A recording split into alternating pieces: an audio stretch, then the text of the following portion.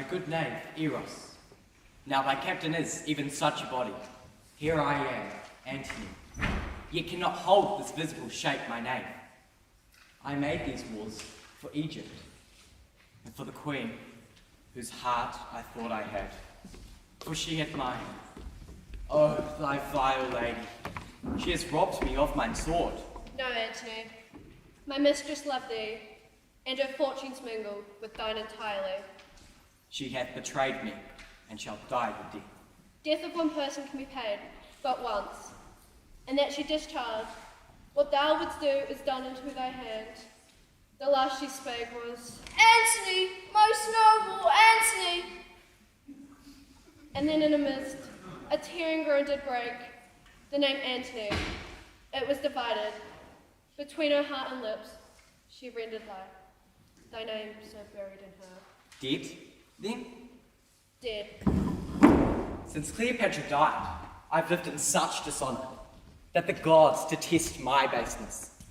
I, that with my sword courted the world, and drew Neptune's back with ships made cities, condemn myself to lack the courage of a woman, less noble mind than she which by her death our Caesar tells.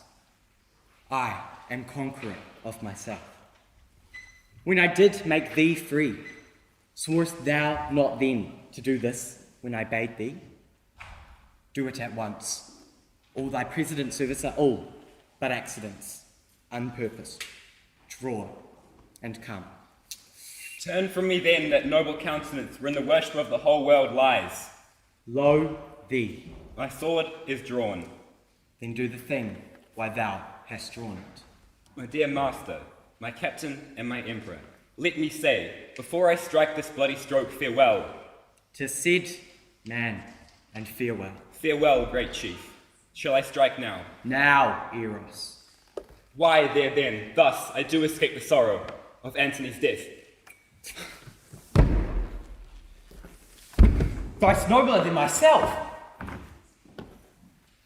Thou teachest me, O valiant Eros, what I should, and thou couldst not.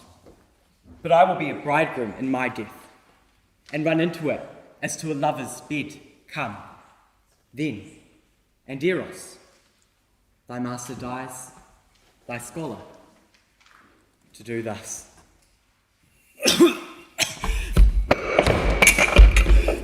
I learned of thee. How? Not dead? Not dead? The guard ho, or dispatch me. Thy death and fortunes bid thy followers fly. With this sword but shown to Caesar, shall enter me with him. Where's Antony? There, Dione, there. Lives he, wilt not answer man. Art thou there, good Dione? Draw thy sword, and give me sufficing strokes for death. Most absolute lord, my mistress Cleopatra sent me to thee. When did she send thee? Now, my lord. Where is she?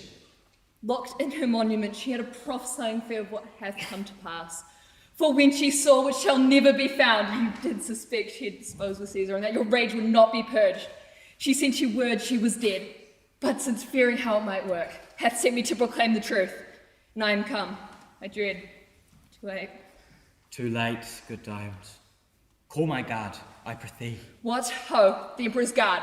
Come, your lord calls. Bear me, good friends, where Cleopatra bides.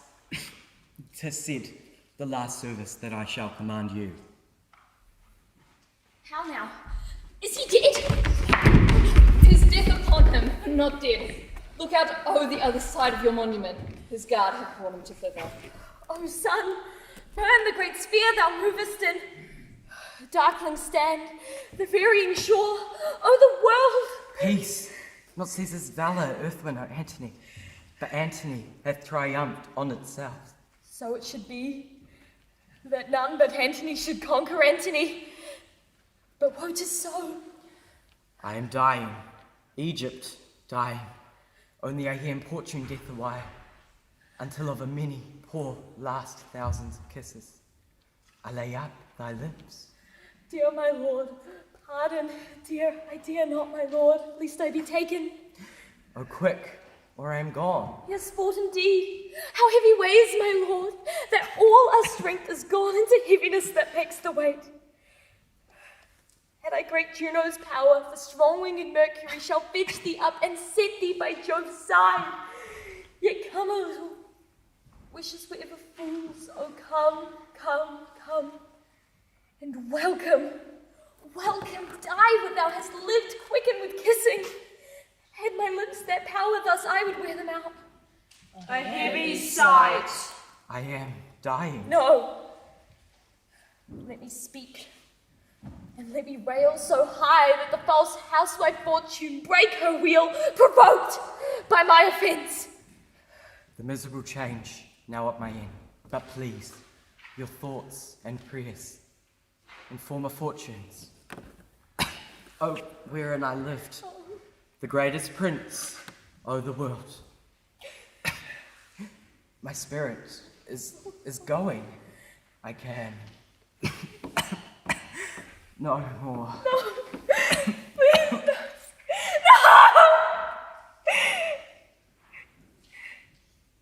The crown of the earth doth melt, my lord. Oh, with it is the garland of war. The soldier's pole has fallen. Young boys and girls are now level with men. The odds is gone, and there is nothing left remarkable beneath the visiting moon. Quiet, Miss Lady. She is dead too, our sovereign. No more but in a woman to tell them that the world did equal theirs. Till they'd stolen our jewel, all is naught. Which is the Queen of Egypt? Arise, you shall not kneel. Sir, the gods will have it thus. My master and my lord, I must obey. Take to you no hard thoughts. The record of what injuries you did us, though written in our flesh, we shall remember as things but done by chance. Cleopatra, no. If you seek to lay on me a cruelty by taking Antony's course, you shall bereave yourselves of my good purposes and put your children to that destruction which I'll guard them from, if they're on you rely. I'll take my leave. And may, through all the world 'tis us, and we, your scutcheons and your signs of conquest, shall hang in what place you please. Here, my good lord. You shall advise me in all for Cleopatra. O Caesar, what a wounding shame it is that thou vouchsafing here to visit me, doing the honour of thy loveliness to one so meek, that mine own servant should parcel the sum of my disgraces by addition to his envy. Cleopatra, not what you have reserved, nor what acknowledged, but we are the role of conquest. My master and my lord. Not so. Adieu.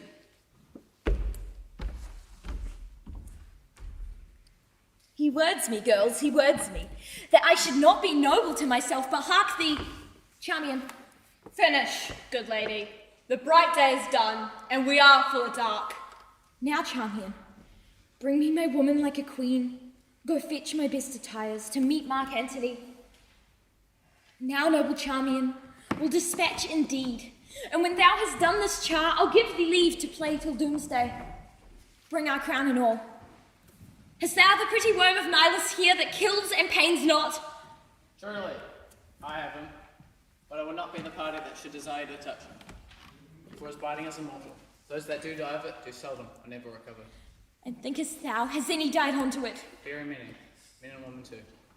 Get thee hence. Farewell. Wish all the joy of the worm. Farewell. Give me my robe, put on my crown. I have immortal longings in me. Now no more shall the juice of Egypt's grape shall moist these lips. Methinks I hear Antony call. I see him rouse himself to praise my noble act and to mock the luck of Caesar, which the gods give men to excuse their after wrath. Husband, I come. I am fire and air. My other elements I give to baser life. Would these sharp not intrinsicate? O poor venomous fool, be angry and dispatch. Oh, couldst thou speak, that I might hear thee call great Caesar as unpoliced? Oh, Eastern Star. Peace, peace! Dost thou not see my baby at my breast that sucks the nurse asleep? Oh, brave. As sweet as balm, as soft as air, as gentle. Oh, Antony, may I take thee too?